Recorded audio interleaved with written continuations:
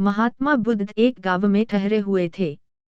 वे प्रतिदिन शाम को वहां पर सत्संग करते थे। भक्तों की भीड़ होती थी, क्योंकि उनके प्रवचनों से जीवन को सही दिशा बोध प्राप्त होता था। बुद्ध की वाणी में गजब का जादू था। उनके शब्द श्रोता के दिल में उतर जाते थे।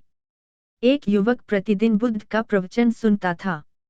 एक दिन जब प्रवचन समाप्त हो गए, तो वह बुद्ध के पास गया और बोला, महाराज, मैं काफी दिनों से आपके प्रवचन सुन रहा हूँ, किंतु यहाँ से जाने के बाद मैं अपने गृहस्थ जीवन में वैसा सदाचरण नहीं कर पाता, जैसा यहाँ से सुनकर जाता हूँ।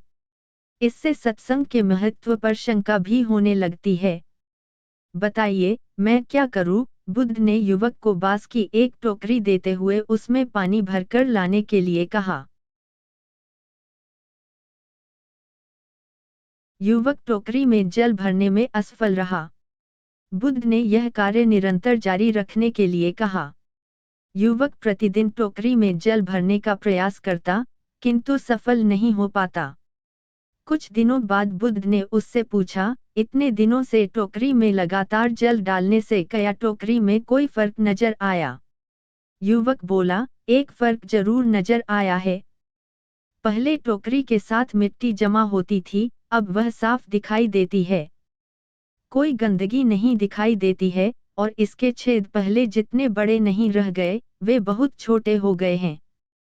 तब बुद्ध ने उसे समझाया, यदि इसी तरह उसे पानी में निरंतर डालते रहोगे तो कुछ ही दिनों में ये छेद फूलकर बंद हो जाएंगे और टोकरी में पानी भर पाओगे।